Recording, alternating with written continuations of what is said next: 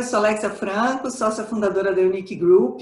Estou aqui para mais um episódio do Behind the Scenes, a vida por trás dos bastidores no mundo corporativo. E hoje tenho uma convidada que é a Bel. Ela é cofundadora da Air, agência de marca empregadora. Faz um trabalho sensacional, é nosso parceiro da Unique também, então está acompanhando literalmente atrás dos bastidores o nosso trabalho, o nosso projeto aqui.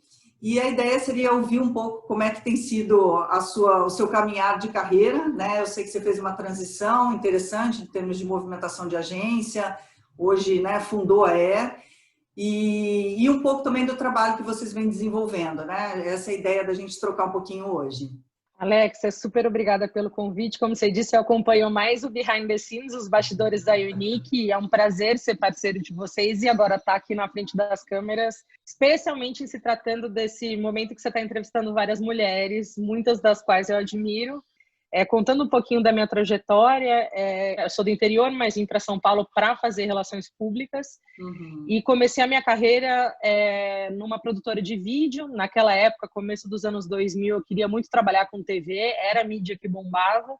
E aí fiquei por 10 anos nesse lugar, e nesses 10 anos a comunicação foi mudando muito. Então a empresa, além do programa de TV, incorporou a internet, passou a ter um site, passou a ter redes sociais. Então, quando eu fui ver, eu tinha aprendido a lidar com a comunicação em diversas áreas. E, de repente, depois de 10 anos, essa empresa fechou, né, a área de comunicação, ela continua como eventos. E eu me vi muito perdida, né? Primeiro emprego, com 10 anos de experiência, o que eu vou fazer? E também uma experiência muito multifacetada. E aí me chamaram para trabalhar num jornal. Fiquei uma semana só desempregada, foi muito incrível, por isso que eu acho que as conexões acontecem em todos os lugares. Eu fiz uma entrevista de emprego meio que num happy hour, eu nem sabia que eu estava sendo entrevistada, mas já estava. Eu fui trabalhar no Meia Hora como chefe de reportagem.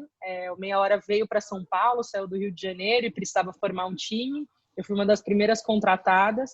E foi uma experiência incrível trabalhar num jornal diário, uma outra rotina de comunicação, com hard news, conduzir uma equipe do começo, foi uma experiência muito, muito legal. Só que também, depois de 9 meses, o jornal acabou. E aí eu fiquei também pensando muito no que eu ia fazer, cheguei a participar, acho que de uma entrevista, num processo seletivo que me marcou muito, e foi muito ruim. E eu me senti, assim, muito perdida no mercado de trabalho, achando que eu não me encaixava. E continuei trabalhando em agência, fazendo os meus freelas, trabalhando com planejamento de comunicação, quando um amigo meu me chamou para fazer um planejamento de uma consultoria que ele estava abrindo, que era a Hub Talent. O Dudu me chamou para criar o posicionamento da marca. E aí eu entrei no universo de RH mesmo, assim, de fato, de cabeça. Foi aí que eu fui aprender os termos, eu não sabia o que era assessment, eu não sabia o que era middle, top management, não entendia muito como funcionava o mundo. Foram 4 meses de muita imersão nesse universo e eu fui descobrindo que eu gostava, assim, parecia que as peças tinham se conectado. Era fazendo com que as pessoas encontrassem um lugar para trabalhar que se encaixasse. E aí eu resolvi criar o meu lugar para trabalhar, né? Já que eu não encaixava, a gente lançou essa empresa, o posicionamento fez muito sucesso e a partir daí os RHs começaram a procurar agências para executarem jobs para eles. O RH estava cheio de demanda, muito pouca agência trabalhando especificamente para RH, e a gente decidiu fundar juntos a Air. Hoje é Air Employee Experience, e a tradução da Air é atração, integração e retenção, e eu fui me especializar em Employer Brand, em marca empregadora. De lá para cá são 5 anos empreendendo. E aí, Alexia, quando eu me identifico muito com você, que você também, né, tinha uma carreira executiva e aí de repente foi empreender, o mundo todo parece que começa a ficar mais volúvel, né? Você não sabe muito o que vai acontecer, como fazer. Os primeiros anos com bastante insegurança, mas a gente estava dentro de uma holding, então tinha, né, uma certa facilidade. Mas no último ano a gente decidiu levantar asas e abrir voo solo. E a Air hoje é independente, né? Uma empresa 100% nossa, minha e do meu sócio Dudu e outros sócios que cuidam de áreas específicas de conteúdo, design. Você é a única sócia também, né, Bel? Única mulher Sou única sócia. sócia mulher, Sou única sócia mulher. Meu time é bem meio a meio, entre homens e mulheres. Nós somos hoje mais ou menos em 10 pessoas. E aí é bem a meio. E a agência tem muito freelancer, né? Então, a gente sempre tenta equiparar bem as posições e os cargos. Mas difícil, né? Assim, muito difícil. O começo de você ser sócio de uma empresa, não sei se você passou por isso, mas eu lembro reuniões em que eu ia falar com o C-Level, com o diretor, apresentar a ideia, olhavam só para o meu sócio, né? Só para o Dudu, assim, os diretores não... E eu que era detentora da expertise, o Dudu é muito mais um sócio em relação ao business, ao negócio. Institucional, E, né? assim, a gente enfrenta muito isso, assim. Hoje, depois de 5 anos, a gente já começa a ficar mais cascuda, né? Em relação a essas questões. Mas acho que no começo, verdade. também por ser mais jovem, isso para a mulher é uma dificuldade muito maior de empreender, e só quem é mulher e está sentada na cadeira sabe disso, né? É verdade. Eu até tenho conversado, né, com outras pessoas sobre esse assunto e acho que um ponto muito importante, primeiro, é você ter muito conhecimento daquilo que você está falando. E acho que a mulher tem uma coisa muito da coragem, né, de ser mais destemida, de correr atrás, de fazer. Então, assim, eu acho que esse acreditar em você mesma, né, dá essa força da gente se mover e realizar e fazer acontecer, né? Eu sou muito fã, assim, das mulheres que eu admiro, porque tem mulheres muito boas no mercado e que tiveram que se provar muito mais, assim, né?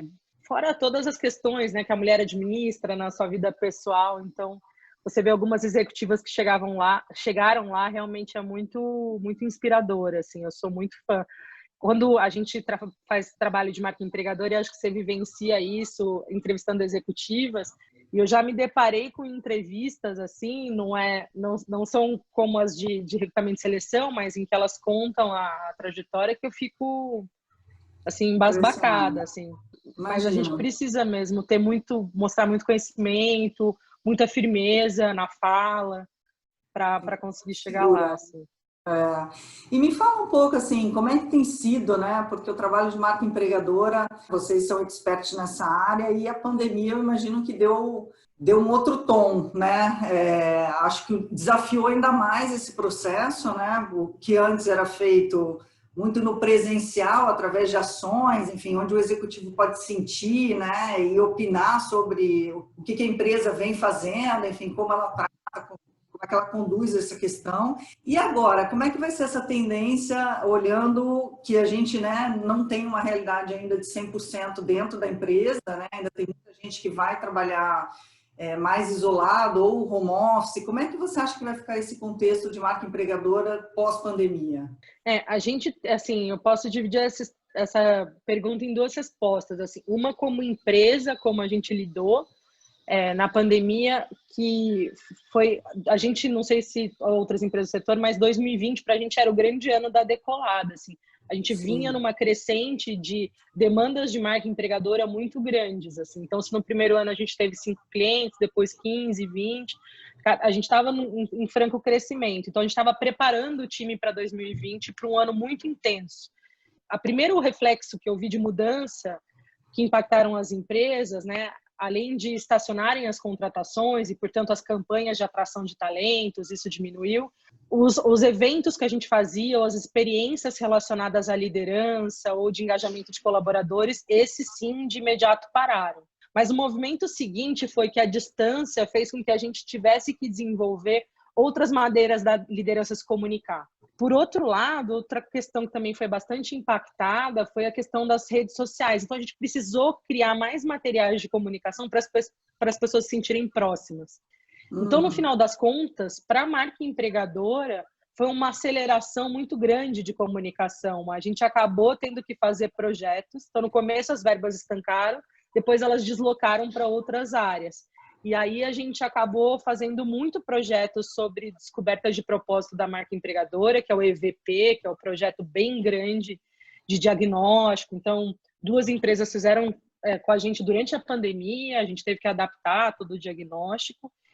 E, aos poucos, os outros projetos de campanha de atração de estágio, de refação de processo seletivo, redesenho de jornada de candidato, também começaram a ser relevantes. Acho que até por conta dessa verba de eventos que foi cancelada, né? Assim, então começaram a deslocar. E ultimamente até planos de retomada. Então a gente tem umas 2 empresas que a gente trabalha planos de comunicação para retomada, os novos rituais, porque vai mudar tudo, né? As reuniões vão mudar.